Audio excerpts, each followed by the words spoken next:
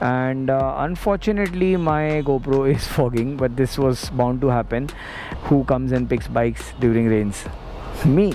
Okay, before we speak a lot about this motorcycle separately in separate clips. So with that said, welcome to my YouTube channel. My name is Raj, and if you're a new subscriber, thank you for subscribing to my channel. Well, it's been 10 days and it has not stopped raining. So yes, we have the Dominar 250 to talk about. I thought I would at least get down to show you guys what we are facing. But you know, after a wet ride, you take a shower, take a nice sip of your ginger tea. It's fun to talk about motorcycles. So why did Bajaj launch Dominar 250? That's the main question came to my mind. Dominar 400, sports tourer, already achieved quite a lot. Why a 250 sports tourer? You know, they could have done something else with the 250, maybe an adventure, you never know. But let's actually find out that why this bike was launched. So the camera is really getting wet and I think I should really not shoot next to the bike. Let's go home to my studio and talk about the motorcycle. Review करने के लिए आप लोग तैयार हो कि नहीं? तैयार हो? चलो शुरू करते हैं. हिल रहा है कैमरा, रुक.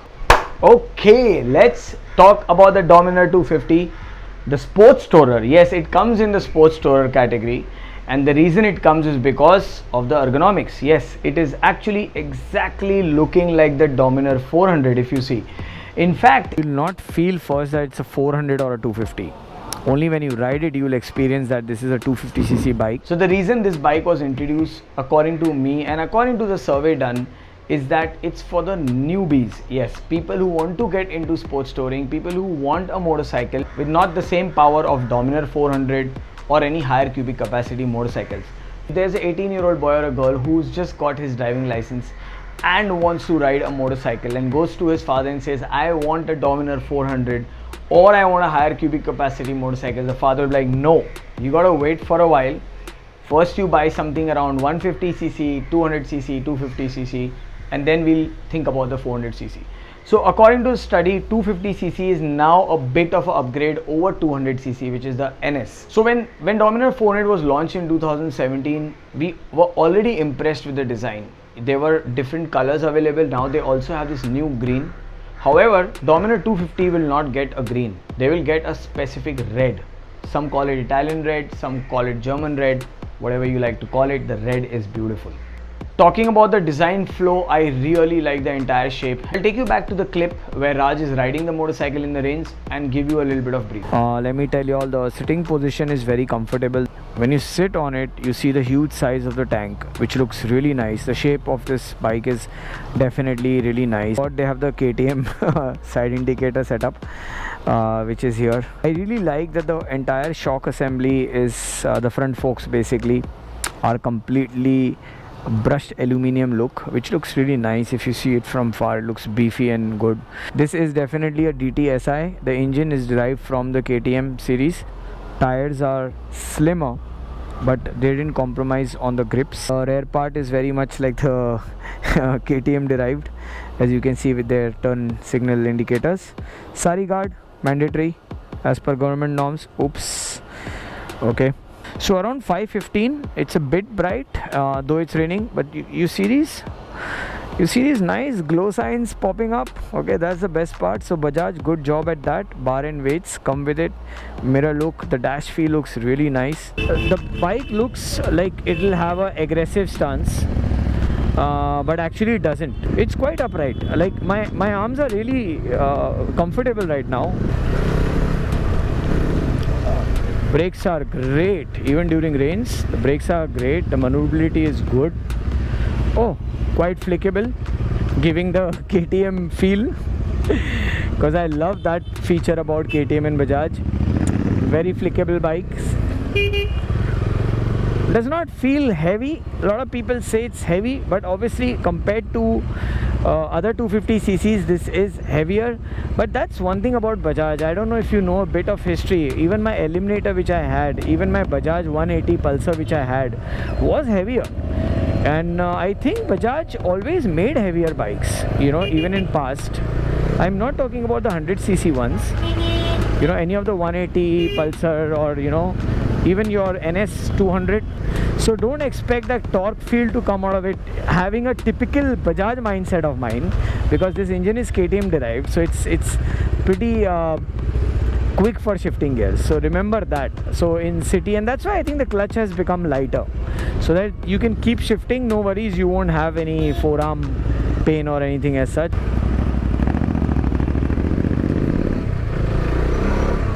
Pickup on second is better, torque kicks in on the third a bit, but yeah, I think we are doing some off-road scene mode. So let's continue doing the off-road. But braking absolutely amazing. You know what the best part about this bike is? It feels lighter on the handlebar. Woo! Oh, power kicks in much later. That's nice. Still bad roads.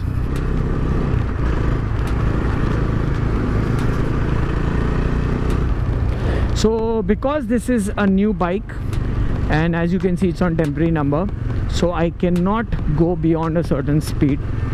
Okay, so now let's quickly jump into the weight, which is quite a situation for a lot of riders to buy this motorcycle. I did speak to a couple of people and they're like, yeah, we feel it a bit heavy. Now let's break this weight thing into two segments. One is the actual weight of the motorcycle, which you feel while putting the stand, while cornering the motorcycle, while taking a U-turn, or basically whenever you're handling the motorcycle, you feel it heavier. That is one kind of weight. The second weight which we're talking about is power to weight ratio. When you ride this motorcycle and you feel a bit of a lag coming in and you want more of a pickup, that's where you also feel the weight. Now coming to the heaviness, I did not find that, obviously because I ride heavy motorcycles, so I'm used to of that. Maybe if you are a new person, for you 180 kilos of curve weight will be a bit heavier. So for example, if you take a Gixxer, alright, the Gixxer 250 is 160 kilos curve weight, so there's a 20 kilo difference in the motorcycle. However, just to let you know, the way the Dominar is designed, you will not feel the weight. This FZ250, I did own it, and when I did my Mumbai Kanyakumari ride on the highway, I got maximum tank slaps and it was very nimble. Did I feel the weight difference while pulling? You see that throttle freeness? It's not an immediate response, okay? The immediate response comes at the right gear. Now I'm on top gear. Okay, so higher gears get you a better torque in this bike, so you can have a nice free flow. You don't need to go that aggressive, also you can control it that well, but do not expect an immediate bump down on the revs. First gear, I'm not so happy with this bike because it takes time for the pickup, but the sweet spot is the mid gears.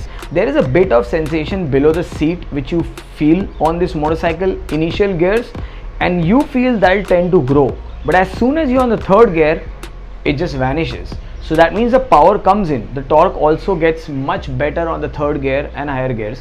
So this bike is much more enjoyable when you are at a cruising speed. So engine specification and details will be somewhere around here. I'm not going to talk about it because there are plenty of videos on YouTube done that. I'm going to actually make this video more of my observation about this motorcycle, and that's where my channel goes towards. So talking about clutch lever, OMG, this is the lightest clutch lever I have ever felt on a 250cc so far. Maybe in future I'll be riding more bikes about 250cc, I'll feel that, but yes, it is lighter than the FZ250 which I used to ride.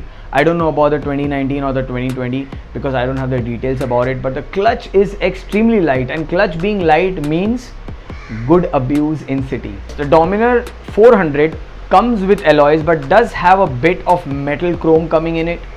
Dominar 250 gets matte black all around. Talking about the tire width, yes, we have 150 going on the Dominar 400, but we have 130 width going on the Dominar 250, and I was like, why man, it is very much set up like the NS or the RS.